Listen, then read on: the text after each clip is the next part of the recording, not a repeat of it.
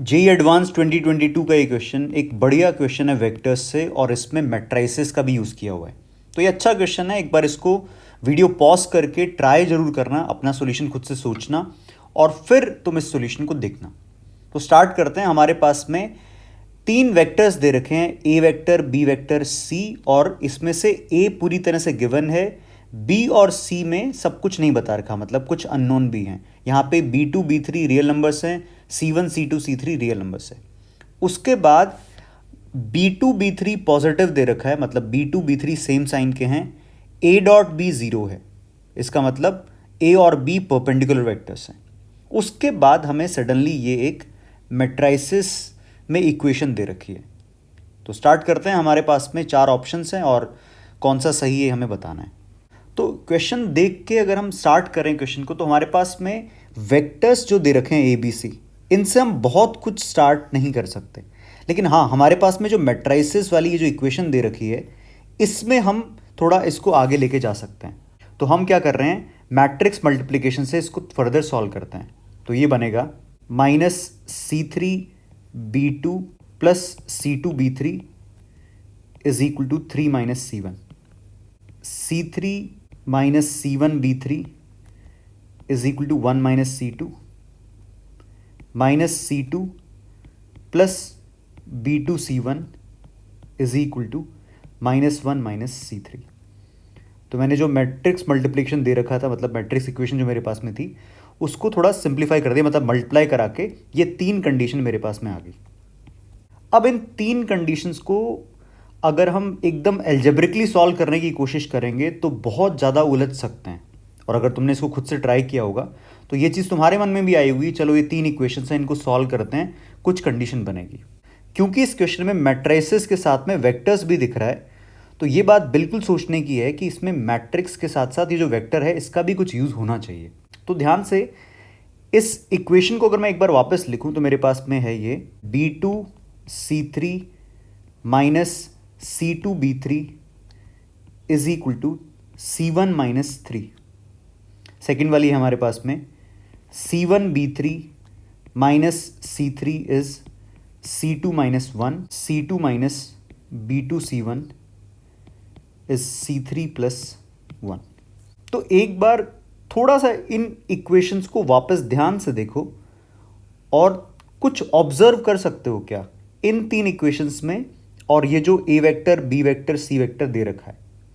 तो यहां से तो हमें दिख रहा है C1 C2 C3, तो ये तो सी वेक्टर बन सकता है अगर मैं इसको I J K से मल्टीप्लाई कर दूं। और दूसरा मुझे दिख रहा है -3 -1 1, तो अगर I J K से मल्टीप्लाई हो जाए तो ये बन जाएगा ए वेक्टर। ए नहीं बनेगा वैसे, माइनस ए वेक्टर बन जाएगा। तो कुल मिला के हम अगर यहां पर I J K से मल्टीप्लाई कर दें तो मेरे पास में ए और सी वेक्टर बन सकता है। तो यही काम मैं कर रहा हूं यहां पे।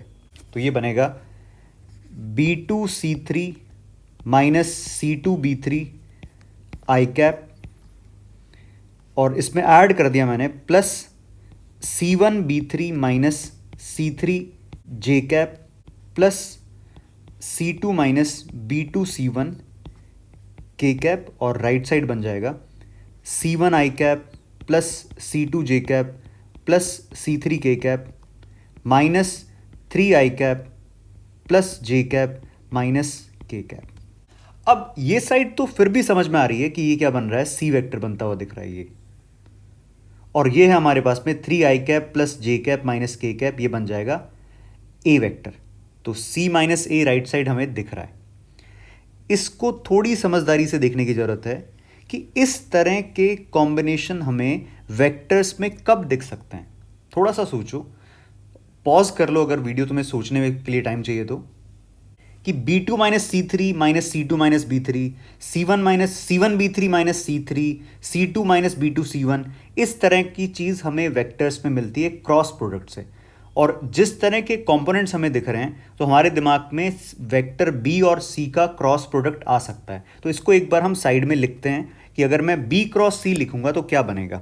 तो यहाँ पे मैंने लिखा B क्रॉस C, साइड में लिखते हैं हम, ये बनेगा I J K 1 B2 B3 C1 C2 C3, और अब तुमने इसको ऑब्जर्व कर लिया होगा अब तक, तो ये बन रहा है B2C3 माइनस C2B3 आई कैप माइनस जे कैप, इधर बनेगा हमारे पास में C3 माइनस C1B3 और प्लस के कैप C2 माइनस C1B2। तो अब बिल्कुल क्लियर है ये चीज़ कि ये जो दिख रहा है ये कौन है हमारे पास में, B क्रॉस C है। तो इसका मतलब ये क्या है, B क्रॉस C लिखा हुआ है। बस यही मेन जो इसमें बात थी ये थी कि इसको समझना था कि ये क्या है, B क्रॉस C है। तो हमारे पास में फाइनल इक्वेशन जो है, मेन इक्वेशन बन जाएगी B vector cross C vector is C vector minus A vector. अब इस इक्वेशन का यूज़ करके हम क्वेश्चन में जो पूछा है उस पूरे को हम बता सकते हैं, सॉल्व कर सकते हैं। अब चलते हैं एक एक ऑप्शन की तरफ। सबसे पहले है A डॉट C ज़ीरो है क्या, तो A डॉट C अगर हमें चाहिए तो इस B क्रॉस C में हम दोनों तरफ क्या कर रहे हैं, C से डॉट प्रोडक्ट कराते हैं। तो ये बनेगा C dot B cross C is equal to C dot C minus A dot C। C dot B cross C ये डेफिनेटली कितना है, ज़ीरो, तो यहाँ से आ जाएगा A dot C is C dot C। तो क्या ये चीज़ हमेशा वैलिड है, नहीं, C डॉट C हमेशा ज़ीरो नहीं होगा, तो इसका मतलब A डॉट C भी क्या है, हमेशा ज़ीरो नहीं है, तो ये ऑप्शन तो गलत है। फिर आता है B डॉट C। तो B डॉट C के लिए हम क्या करते हैं, इसको मैंने मल्टीप्लाई कराया, B से डॉट प्रोडक्ट करा रहा हूँ, तो ये बनेगा B dot B cross C, ये बन जाएगा B dot C minus B dot A। और ध्यान से देखो B dot B cross C, फिर से एस टी पी दिख रहा है, कितना आएगा, ज़ीरो आएगा, तो ये बन जाएगा हमारे पास में B dot C is equal to B dot A। और ध्यान से देखो क्वेश्चन में हमें गिवन है A डॉट B कितना दे रखा है, ज़ीरो दे रखा है, तो इसको अगर मैं यहाँ पे यूज़ कर लूँ तो क्या बन जाएगा, ये B dot C is equal to zero. तो यस, बी ऑप्शन सही है। अब बारी आती है मैग्नीट्यूड ऑफ बी और मैग्नीट्यूड ऑफ सी की। तो मैग्नीट्यूड ऑफ सी पता करने के लिए अगर मैं देखूं, यहां से मेरे पास में है, ये देखो ये वाली चीज, ए डॉट सी कितना है, सी डॉट सी है, तो इसको लिखा जा सकता है magnitude of A magnitude of C cos theta, and theta is the angle between vector A and vector C, is equal to magnitude of C magnitude of C. तो यहाँ से साफ समझ में आ जाएगा कि सी वेक्टर जो है वो आ जाएगा magnitude of A cos theta. तो इस केस में मैं सी वेक्टर को नॉन जीरो लेके चल रहा हूँ, अगर जीरो है उस केस में तो फिर magnitude of C less than √11 तो सेटिस्फाई हो ही रहा है, ठीक है। अगर नॉन जीरो तब क्या होगा, मैग्नीट्यूड ऑफ सी कितना आ रहा है, magnitude of A cos theta. और मैग्नीट्यूड ऑफ ए हमें पता है कैसे, क्योंकि हमारे पास में क्वेश्चन में क्या चीज़ गिवन है, ए वेक्टर दे रखा है, तो यहाँ से हमें मैग्नीट्यूड ऑफ ए साफ साफ दिख रहा है, अंडर रूट ऑफ 9 + 1 + 1 मतलब √11 है। तो इसका मतलब हमारा जो सी वेक्टर का मैग्नीट्यूड है वो है √11 कॉस थीटा, और √11 cos theta clearly less than equal to √11 रहेगा।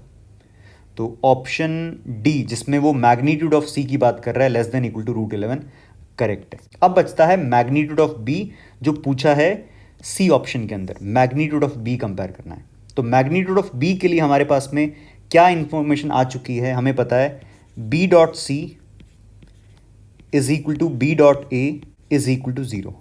अच्छा, बी डॉट सी का यूज़ करें या बी डॉट ए का यूज़ करें, तो ध्यान से देखो सी तो अननोन है, मतलब C1 C2 C3 की टर्म्स में दे रखा है, जबकि बी डॉट ए अगर करेंगे तो ए हमें गिवन है 3i cap plus J cap minus K cap, और हमारे पास में बी वेक्टर क्या है, I cap plus B2 J cap plus B3 K cap. तो यहाँ से आ जाएगा A dot B is 3 plus B2 minus B3 is equal to 0। तो साफ समझ में आ रहा है कि B2 माइनस B3 इज -3, दोनों तरफ स्क्वायर करें तो ये बन जाएगा B2 square plus B3 square minus 2B2 B3 is equal to 9।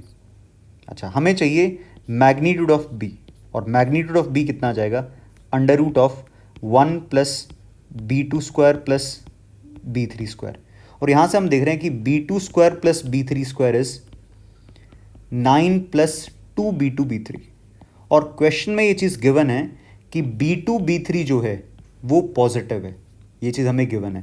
तो इसका मतलब B2 square plus B3 square 9 plus some positive number है, इसका मतलब ये चीज़ ग्रेटर देन 9 है। और अगर ये ग्रेटर देन 9 है तो हमारा मैग्नीट्यूड ऑफ B क्या आ जाएगा, ग्रेटर देन इक्वल टू √10, क्योंकि B2 square plus B3 square कितना दिख रहा है हमें, ग्रेटर देन 9। अच्छा, एक बार चेक कर लेते हैं कि B2 B3 का प्रोडक्ट ग्रेटर देन 0 दे रखा है या इक्वल टू 0 भी है। तो क्वेश्चन में हमारे पास में पॉजिटिव दे रखा है, तो हम यहाँ से लिख सकते हैं B2 square plus B3 square greater than 9, तो ग्रेटर देन 9 है तो ये ग्रेटर देन इक्वल टू √10 नहीं, ग्रेटर देन √10 ही रहेगा। तो हमारा जो ऑप्शन है जिसमें मैग्नीट्यूड ऑफ B √10 दे रखा है, ग्रेटर देन √10 दे रखा है, वो चीज़ करेक्ट है। तो कौन कौन से ऑप्शन सही हो जाएंगे इसके, B ऑप्शन सही है, C ऑप्शन सही है और D ऑप्शन सही है। तो ये वेक्टर्स का और मैट्राइसिस का एक अच्छा कॉम्बिनेशन है, 2022 में पूछा है, और इस तरह के कॉम्बिनेशन और भी बन सकते हैं। और तो इसके लिए तुम्हें होपफुल रहना चाहिए कि ऐसे क्वेश्चंस तुम्हें अपने JEE एडवांस 2025 के पेपर में मिल जाए।